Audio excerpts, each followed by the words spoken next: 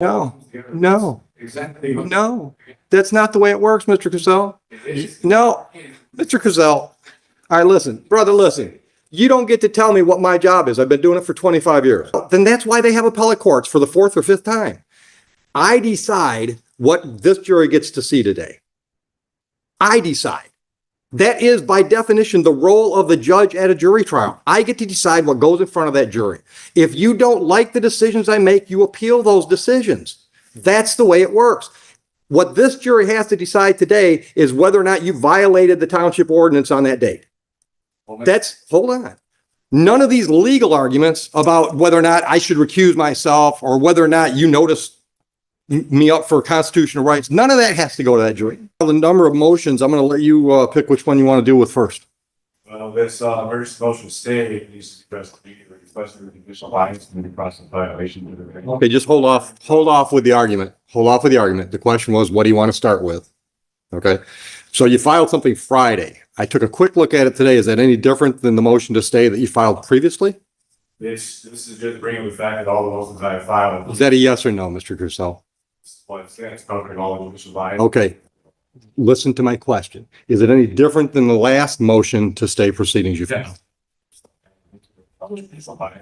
Okay, just give me what you've added since the last one, because this one I haven't had a chance to read fully. The first one I read fully. I just have a mistake straight to me telling you didn't give a shit about what I had to say. Okay, hold on. Mr. Cazell, this is going to be a very long day for you if you don't listen to my questions and answer my questions. That was in the original motion to stay proceedings. I've asked you to give me whatever's new in this motion. New stuff covers Judge Green telling me to sue the Secretary of State rather than addressing the due process violations in my case. Okay, stop right there. How does that lead to why this should be stopped today? All of this is stemming from where all of this should have been stopped a while ago. That's not the way it works. Mr. Cazell, hold on. Okay, that's the last time you're going to interrupt me today without a contempt of court charge. Is that clear? Is that clear? Against me this entire time. No one has made her answer that. One more word, and it's contempt of court. It's $100 a contempt, and if I get totally fed up with it, then I'm putting you in jail. Okay? Just because she and I happen to agree on the law as it applies to your case doesn't mean we're in collusion. It's possible that you're wrong. At least accept the possibility that she and I have the same opinion about something. That doesn't mean we're colluding. You understand that concept? Do you understand that concept? You're supposed to be impartial. I am impartial. I've been trying to save you. Just because I agree with the prosecutor doesn't mean I'm against you. It just means I agree with the prosecutor. So it means if you're agreeing with that, that definitely means you guys are lying against us. So that means in any case, when I buy the arguments from one side, that means I'm colluding against the other. You're agreeing. Yes or no, Mr. Crusoe? No, you have to answer my question. Contempt number one, $100. Answer my question. Every time I rule in favor of one side, does that mean I'm colluding against the other? Yes or no? $200. Yes or no? Because I can do this all damn day. And when I get tired of this game, then I tell them to put you in custody because it's contempt of court, criminal contempt in my view. Yes. It is. All right. So now, any argument you make from there, I'm going to deny because that's an unreasonable position you're taking. Judges, by definition, have to decide in favor of one party or the other. That's what we do. When you made that statement, you were making. What statement is that? It was. I thought we were talking about Judge Green's SOS statement. When you made the statement that you were setting aside my regular trial, saying that you're saying that the prosecutor, the township, and his court all see things the same way, setting that aside, not even allowing me to make my argument. So you were aligning yourself with the prosecution on the argument of my point and setting it aside on what you were doing. Mr. Crusoe, what I was doing was aligning myself with the law as I see it and interpret it. Stop. You can't just shake your head. You don't just disagree with me and move on. If you don't like a ruling from a judge, you have to appeal that ruling. You don't keep arguing with the ruling. That's not the way the process works. Listen, brother, listen. I have tried to save you from yourself. If you remember the first time you were in my courtroom, I tried to get you to see things the way the process was going to move forward. Because, dude, this process is going forward the way I want it to move forward. You might not like that, but I'm in charge of the courtroom. And at the end of the day, if you don't like anything I do, you can appeal me. That's why they have circuit courts. But I'm not going to let you make this a dog and pony show, especially when we've got jurors here. Dog and pony show. This court has failed to let me make any of my statements, any of my cases. You even were trying to threaten me with contempt. Anytime I tried I am threatening you with contempt. my objections on the record, you make my case. So you're Oh, saying no, because third contempt. Do not interrupt me. When I said your objections don't mean shit to me is because you were using the word objection inappropriately. You objected every time I disagreed with you. If you have an objection, you have to have a legal basis for the objection. For example, she's trying to put a video into evidence and you say, I object, Judge. She hasn't laid a proper foundation because all she said is, Judge, I've got a video. I'd like to play it for the jury. That's a proper legal objection. When I rule in her favor and you say I object and I say, what's your objection? And you just disagree with me, that's not a legal objection. That's why I said your objections mean shit to me because you're not using the word appropriately. Because you don't know what you're doing. That's what I tried to tell you originally the first time you were here. You've never been to law school. You've never tried a case. You don't know the rules of evidence and all the other things that have to be in play to have a trial go forward appropriately, properly, and to be perfectly honest, in your best interest. And then you're out. Again, you're trying to spin this here every time I make I'm not spinning. my objections based on you stopping me, not allowing me to do it. And that's when you told me my objections mean. Okay. All right. So let's do it this way. What motion would you like to address first? The motion to postpone? Denied. I'm not denying the jury trial. Especially with the jurisdiction, she's never once permitted on the why it's on the prosecutor to prove those things. There's the false course irregularities. All right. Let me stop you for a minute. What do you mean you're not going to proceed? You're here. Everything is taking place now shows exactly that there is enough to show. You're supposed you need to keep shit. Once again, you're not answering the question I asked. You just said you will not participate. And I asked, what do you mean by that? Fair trial. I'm not asking you to explain your reasoning. I want to know, what does that mean? I'm not going to proceed with this. You're here. So when I impanel the jury, what? You're just going to sit there and not going to talk? What does it mean when you say you're not going to participate? And go through until these things get addressed. All of my issues that have been ignored this entire time, especially excluding people. Once again, if you accept the motion and I deny it, it's been addressed. You might not like the way it's been addressed, but then you have to appeal it. That's the whole point of me getting all my objections. All right, what's your objection? What's your objection to me denying your motion to postpone this trial at the last minute? Statement I'd like to put on the record that if whatever you would like to do from there, you can, because I'm open until these things. Like I said, Hold on. Is this statement preceding all these motions you filed? all having Okay, then let me make my ruling on all of them. I think there's a motion to dismiss for lack of jurisdiction, correct? Okay. Would you like to respond to that one? Because I think that's already been addressed.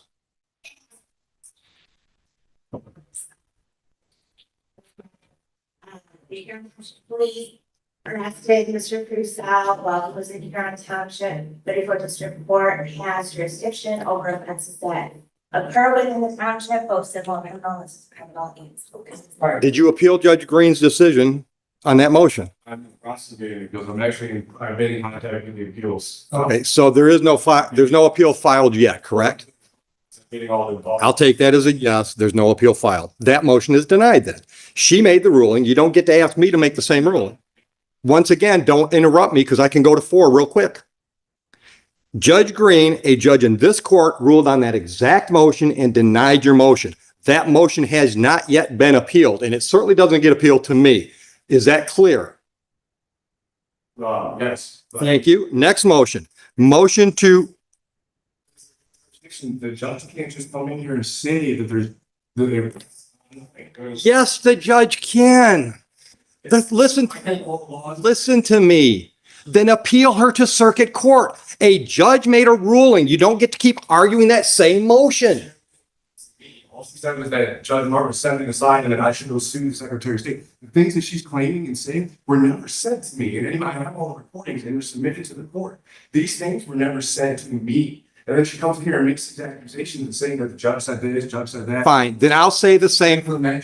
I'll say the same thing to you. Listen to me.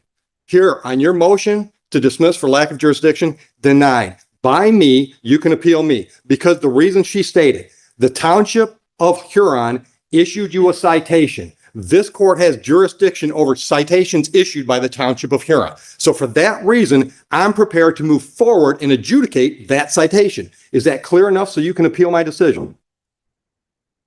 Fine. Okay.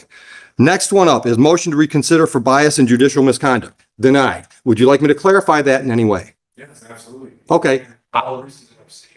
Okay.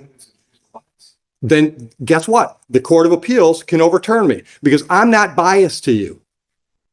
You might not like the way I talk to you. You might not like the things I say to you, but I'm not biased against you. Believe it or not, brother, I would like to save you from what's going to happen today. I really would. Because here's my, dude, let me talk. You have turned what should be a fairly minor misdemeanor and civil infraction situation into a huge mess. I don't think it's going to end well for you. I tried to save you from that the first day you were here when I tried to convince you to have some conversation with a court-appointed attorney, and you didn't want to do all that. I know in my heart of hearts, I have no ill feeling towards you whatsoever. And I'm going to give you the best trial I can give you today if you decide to participate. But I am not going to let you drag things in front of this jury that I determine are not relevant because that's my job as the gatekeeper after the judge over the trial. I'm not going to let you get into a bunch of arguments that I think are just going to cloud issues if I don't think they're relevant. That's my job as the judge, not because I don't like Mr. Crucell. It's because my job as a judge is to run this trial efficiently and effectively. And I'm going to do that. And if I do that, I anticipate I'm going to step all over your toes and your beliefs. But that doesn't mean I don't like you or I have bias against you. So I am denying your motion to recuse myself. Anything else you want to put on the record so you can appeal that decision? Once again, stop. That's an improper use of an objection. What you want to say is, I disagree with that, which is fine. That's why you appeal it to the circuit court. But it's not an objection. What's your legal objection to my ruling? That's not a legal objection to a ruling. That's not a legal objection. So that's two motions down. The next one is motion for relief from judgment. I'm assuming that's Judge Martin's decision to set aside your defaults.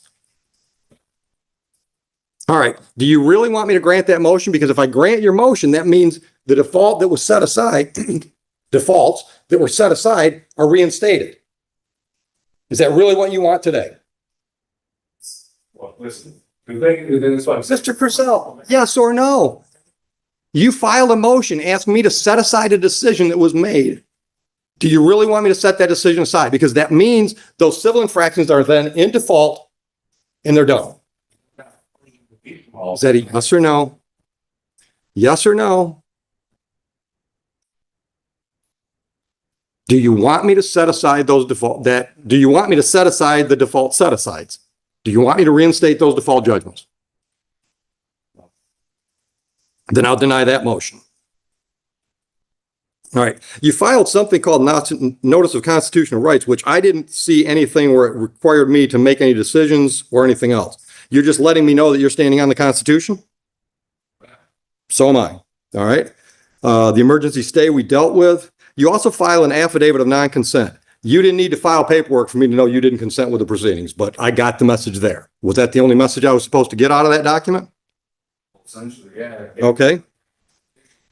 Okay. I don't need a preachy moment. I just want to make sure I wasn't supposed to get anything else out of that affidavit other than you don't like the process that we're involved in. Next thing I had on my list was affidavit of non-consent. Oh, excuse me. Motion for judicial notice. What does that judicial notice of what? Certain terms that this prosecutor keeps trying to use and apply in this case that are not the lawful terminology being used. Okay. For example. You use motor vehicle. Okay. Motor vehicles pretty much a term of art in our business. Law differences between how it's being used. Absolutely. Well, then you can make those arguments. But you can't tell her she can't use that phrase. Yeah, but I'm not the trier of fact. So if you want to make an argument to the jury that her use of the term motor vehicle is improper, you can make that argument. Is that what you're concerned about? Is you're not going to be able to make the argument? Yes. Get what stuff on the record? Filings. Well, I can guarantee you're not getting all these filings on the record because the jury has no reason to know about all your motions.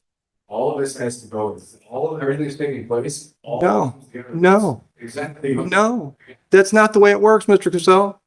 No, Mr. Cazell. All right, listen, brother, listen. You don't get to tell me what my job is. I've been doing it for 25 years. Listen.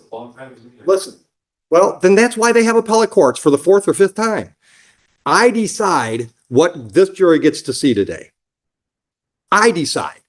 That is, by definition, the role of the judge at a jury trial. I get to decide what goes in front of that jury. If you don't like the decisions I make, you appeal those decisions. That's the way it works. What this jury has to decide today is whether or not you violated the township ordinance on that date. Hold on. None of these legal arguments about whether or not I should recuse myself or whether or not you notice me up for constitutional rights, none of that has to go to that jury. And none of it's going to. And that's the other issue of the trial, and my emergency stop, the motion to stop this. I already ruled on that. Certain back, acknowledge my motions for my next travel. Nothing to do. Once again, I'm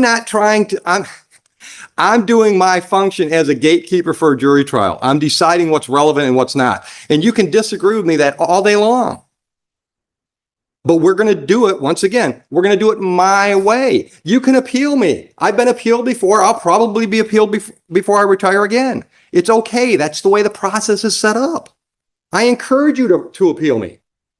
All right? I am open-minded enough to think that perhaps my mindset about your whole thing, maybe that's all wrong. So a circuit court judge can tell me I'm wrong. But so far, and I've ruled this way a number of times on the traveling issue, nobody's ever appealed me to lead to a circuit court judge to tell me I'm wrong. But I'm open to that idea. I said, well, you just keep, each judge has done the same thing. They just keep setting aside and acting like it doesn't exist, not allowing me to make my case, which is violating my rights to be able to produce my case in my head. What's your case that traveling doesn't mean operating? I was having the fact that this court's violated my due process rights in every way, the judicial bias and the fact. All right, then appeal me. But today we're having a jury trial. An unlawful jury trial, and I think that waiting statement I need to get on the record. But hold on a minute. Once again, I want to know what that means. You're not participating. Not participate in a jury in a trial where there's clear bias in this court against it. Okay. It violates my rights to a fair trial. 100%. And you want to keep overlooking. No, I know they make you seem like they're not a big deal, and No, your rights are a really big deal. obviously not, because if you can sit there and say that the things that are happening, the things you're saying, and just try to give these excuses, I just because I proved her on this, you are aligning yourself with the prosecutor on my right to trial, completely setting aside, not allowing me. Mr. Purcell, no, I'm not. Listen to me. No, it's not. Listen to me. Listen to me. She could step out of the room, and I still think your travel argument is bullshit. Traveling. The right to travel was when you did it by Shank's mare. Then appeal me. That's my decision.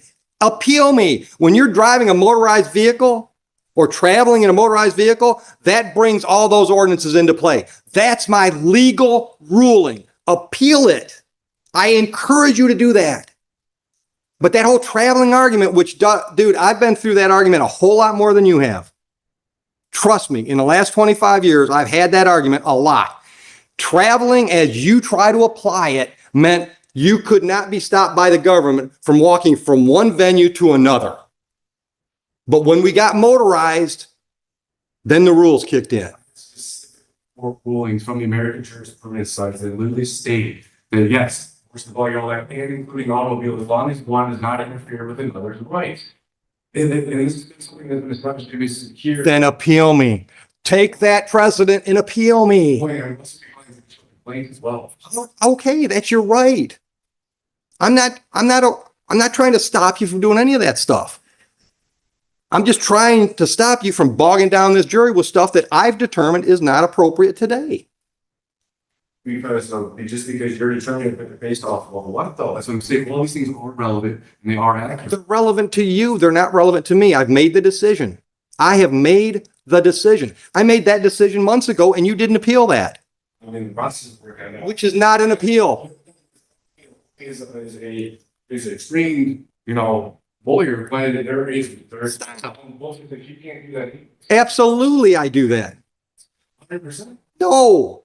Listen to me. Listen to me. If I don't hold you to the same standard I hold her to, then I'm treating you differently than her. How is that unbiased and impartial?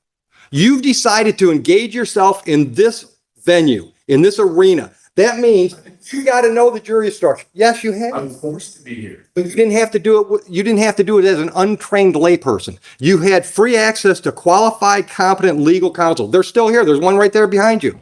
He's still ready to help you. You chose to do this yourself. That means you've got to know the court rules. You've got to know the statutes and the ordinances. You've got to know the rules of evidence. And if I help you through those lapses in your knowledge base, that's not fair to the prosecutor. Then I'm taking sides. And now I'm not going to let her walk all over you and try to trick you because you don't know some of those rules and statutes.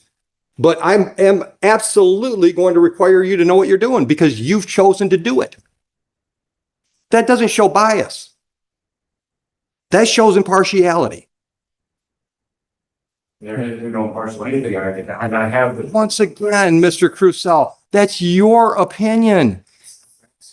No, it's your interpretation of the facts. So you have to appeal my decisions. And look, dude, the fact that you're not in a jail cell right now shows how impartial I am. When Officer Price literally pulled up to me my wife days before any of this even happened and talked to us about the traveling, even told me I was well within my rights, gave me every clarification that I was well within my lawful rights. This was all a retaliatory thing from the beginning. And then even when the chief called me. He even called me trying to overrate me. I was like, well, it's not overrate. And then he goes towards the motor vehicle. And then he tried to get me to not pursue legal matters. And then he gets mad at me. And then the day that I file for my body cam, I'm getting removed from here on a little league. And stop. Hold on. I don't doubt that it is. But I think we got into this a little bit the first time you were here, and I told you that's not proper for this venue. If you want to complain about the way the Huron Township Police Department handled this, you can file a civil lawsuit against them if you want to. But what's in front of me is one civil infraction and 2 misdemeanors. That's what's in front of me. Oh, every time I felt to make my case, the courts keep setting all my stuff and not allowing me to be. Because I'm going to make decisions based on the facts. That jury hopefully is going to make decisions based on the facts that are presented. How can there be facts if this court continues to not allow me to get my facts? Because the facts you want to get into, what facts do you want to get into? The chief had some conversation with you? It's not even just that. I mean, well, yeah, regardless, I have all of that to cover too. The fact that my defense, based off what I was doing, I didn't have to produce any of that. It just keeps all just thrown aside. Every single bit, and just not even trying to acknowledge any of it. So hold on. I don't understand.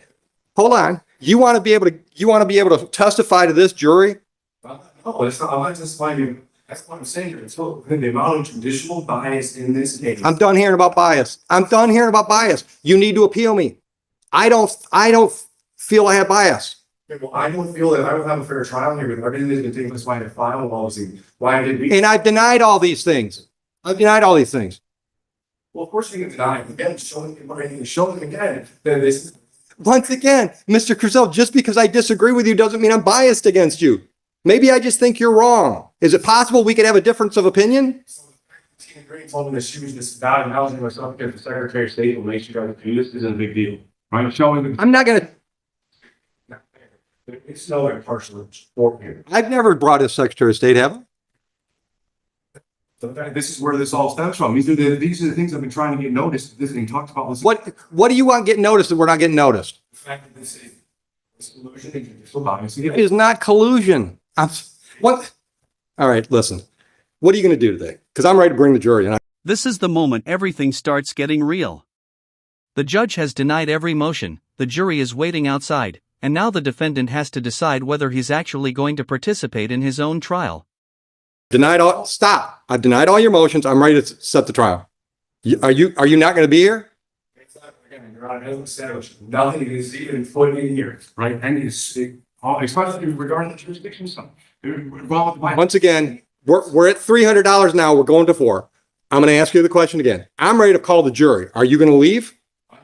There's no way they're going to be here trial. That didn't answer my question. I need to know how I'm going to proceed, because we can have the trial if you just sit there. I'll just tell the jury you've decided to represent yourself and you might not say anything today. So that's the way you want to go with the trial. I do. So these against that. Okay. And everything is on. Okay. Okay. No, let's on the record as you feel they should be.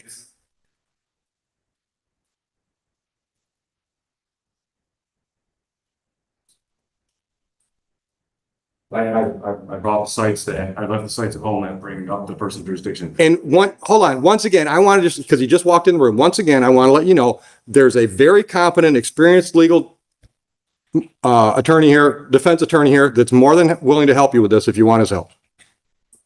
Well, the sport actually was supposed to be. And that ain't going to happen. Anybody showing you were supposed to recuse yourself. It's in the book. And I don't think I've shown bias. That's what we keep. Once again, you and I disagree. That's okay. That's America. You have to appeal me. You don't just keep to argue. You don't get to argue the same thing over and over and over until I agree with you. That's not going to happen. I know I am not biased towards you. I also know that your ideas of how the law applies in mine are vastly different. But because I'm in the black robe and I'm in charge of this trial today, my ruling stands until a circuit court judge or some higher court tells me I'm wrong. That's just the reality of it. That's what I have to do. Because this court's not going to rule it the way it's supposed to. Not going to stand by your jurisdiction. Not by your definition, I'm not. The Secretary of State and Attorney General and you have never heard anything. You can move lawfully and conceded it. You can say that again. It's been proven on the record. No, it doesn't need to be proven on the record. Show me a statute or a court rule in Michigan that says I got to prove that. Statute, Michigan statute or Michigan court rule says I've got to do that. I have it in there. My father was in this motion. So you're such a great legal scholar. MCL 168.420 and MCL 168.467 mandates that the judge must file an oath with the state and you provided one X. That is what you have to ensure. Okay. Then I don't have it. You can file that motion to dismiss with the circuit court. But we're having a trial today. We're going to have Bob Williams participate in a trial that's going to be impartial against them, right? It's going to be completely. There is no impartiality that is supposed to be here. There cannot be a fair trial for all of the amounts of evidence that they have. Okay. Anything else you want to put on the record before I call the jury in? Yeah, lengthy statement I would love to put on the record before we get. How lengthy? Minutes. Go ahead. Respectfully, Just so you know, you're putting this on the record. You're putting this on the record. I'm not listening. Showcase the record. Your Honor, Judge Oakley, I respectfully assert that this court has failed to by the files of the case. Yeah, well, down so she can make it right. Thank you. I respectfully assert that this court has failed to address the critical motions I have filed in this case, including a motion to dismiss for lack of jurisdiction, a motion to recuse for bias, and a motion for relief from judgment. These motions have raised significant concerns about the court's jurisdiction, judicial bias, and violations of due process under both the Michigan Constitution and the U.S. Constitution, particularly the 5th and 14th Amendments. I have also submitted affidavits and motions, including an affidavit of truth and an affidavit of rebuttal regarding the traffic stop by Officer Merrill, which is connected to this case on August 21st, 2023. Citation number 24HR 10143, which this court also ignored. These documents directly challenge the jurisdiction of the state in this court, and failure to address them constitute a violation of due process rights. Additionally, I have filed an affidavit of not consent, a motion for judicial notice, a motion for clarification of accuser, none of which been outside the court.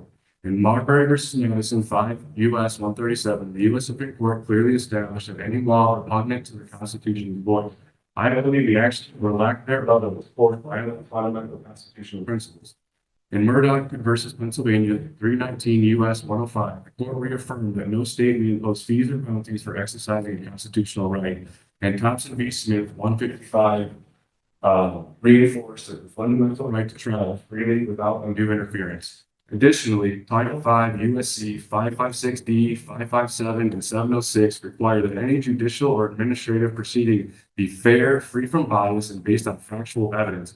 I have serious concerns that this court has disregarded this evidence. I have serious concern this court has disregarded these principles, given its pattern of dismissing my motions and statements made by Your Honor, who has stated on record that we see things the same way, referring to the prosecutor, township, state, and this court. This admission clearly demonstrates judicial bias and lack of impartiality, which undermines the fairness of these proceedings. It is also significant that Judge Tina Green has admitted in court that the Secretary of State is influencing the rulings, stating that the court is required to enforce certain rulings because of the Secretary of State makes them do so. This further demonstrates that this court is not acting as an impartial judicial body, but is enforcing motor vehicle codes and other rulings based on external directives rather than applying the law independently. The Secretary of State is an executive branch agency, and his influence over judicial proceedings is a violation of the separation of powers and the constitutional right to an independent, fair trial. Furthermore, there is clear evidence of collusion between the sport, prosecutor, Huron Township, including the Huron Township Police Department. I have submitted body cam footage highlighting violations of department policies by several officers, including Officer Merrill, Officer Sly, Officer Smith, and Chief Everett Robbins. These violations occurred even after Sergeant Price confirmed that my activities were lawful. Yet this court continues to overlook these crucial facts. Officer Merrill's traffic stops of both myself and my wife are connected to the ongoing retaliation against me and my family, which has compounded the bias and misconduct in this case. Additionally, I have requested Your Honor's oath of office through an affidavit of fact, registration statement, demand request pursuant to the Foreign Agent Registration Act of 1938, and anti-bribery statement request, and I have received no response. This lack of response raises further questions about the legitimacy and legal standing of this court. Moreover, Judge Lisa Martin issued an unsigned default order without jurisdiction or court seal, and during court proceedings, she admitted she did not understand the sui juris. These actions reflect further incompetence and violations of due process. I must also address the township's deliberate attempt to mislabel my private automobile as an off-road vehicle under local ordinance to circumvent my constitutional right to travel. This mislabeling is an attempt to subject me to commercial regulations that do not apply to private, non-commercial travel. This ORV ordinance was never intended for law public roads. Under the Federal Trust Code, verse United States 318 U.S. 363, when government entities operate in commercial capacity, they lose sovereign immunity and are subject to the same legal standards as private corporations. The court's actions, including the misapplication of commercial motor vehicle codes, further demonstrate its commercial interest in misinterpretation of the law. The supremacy clause of the U.S. Constitution, Article 6, Paragraph 2, mandates that this court is bound by the Constitution, which is the supreme law of the land. This court, however, continues to proceed without regard for constitutional protections, violating my rights at every stage of these proceedings. To continue under these circumstances would be a violation of my constitutional rights and an abuse of judicial power.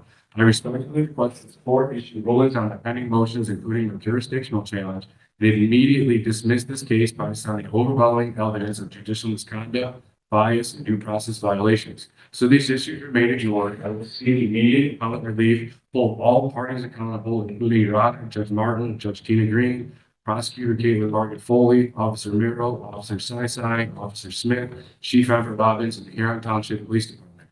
I further assert that if this court continues to proceed under the presumption that I engage in commerce, it must present evidence to substantiate its claim. Without such evidence, this court has no authority to enforce commercial motor vehicle codes or ORV ordinances upon me, and any further actions would be unconstitutional and unlawful.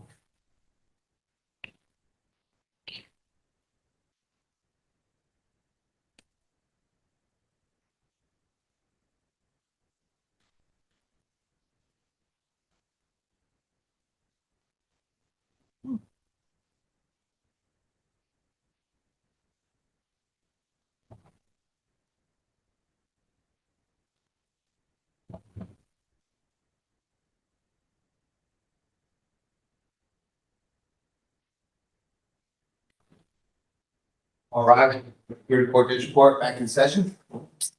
Bring the jurors in.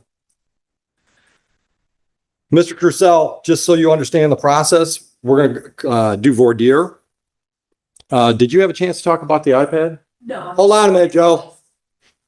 Yeah, I told him I would go over it. Okay. I understand that's your position, but I'm still going to explain things as they go. All right. I mean, I just want you to understand what's going on. So if you decide you want to jump in, you'll know where you're at. Understood? I'm not trying to talk you into participating. I'm just letting you know what's happening. I'm going to explain things as we go for you and them. You got that? I suppose I don't understand why I need to sit here and use my time for an Because if you leave, I'm going to ask you a bench warrant and you're still going to have to deal with this down the road. At least this way, listen, here, one of two things can happen today if we have the trial. Either they find you not guilty and you're done, then you can file all your grievances and stuff, or they find you guilty and you're just filing one more appeal. Instead of wasting everyone's time. You've already wasted their time because they're all here. They're all here. Well, that's why I filed these things weeks ago. These things should have been addressed before this process even took place. There's a scheduling issue that takes place too. So But hold on. Hold on. Don't interrupt. You didn't appeal the last round of decision. You didn't appeal the decision you didn't like from Judge Martin. You didn't appeal the decision you didn't like from Judge Green. And you didn't appeal the decision you didn't like from me last time you were here. So here's my problem. I'm not going to adjourn today because you say you're going to appeal, because if you don't, we've accomplished nothing and we're no further to resolving these files. I've been in contact with the appeals court. Okay, hold on. Let me try to educate you, okay? You contacting the appellate court, first of all, this should go to the circuit court, all right? You've gone, okay. So I didn't choose for you to be here, but you're here, okay? So we have to get through it, all right?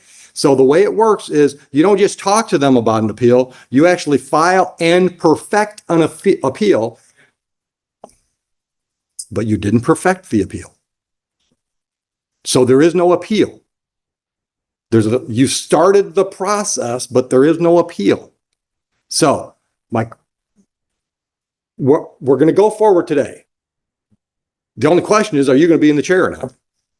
No, again, if you were prevent for, I'll have to stay on one, correct?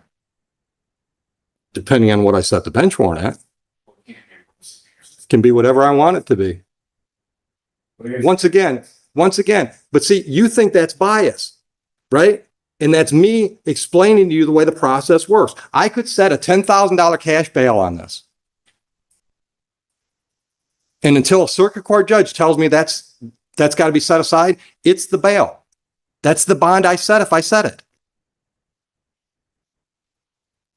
Because here's the thing. And I'm trying to, listen, dude, I'm trying to get you to see I've got a job to do. It's got nothing to do with you personally.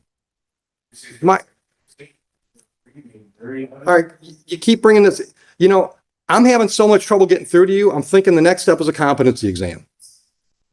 So that fact that she told me that on the record in front of her, and in all the things that she's saying, the judge said, she never said that on the record. I have the record submitted. She once again, told me she wasn't doing this because of the Secretary of State. Then appeal Judge Green's decision. I've told you that at least 5 times today. If a district court judge makes a decision you don't like, you appeal it to the circuit court. You don't just keep arguing again. That doesn't get you any further along.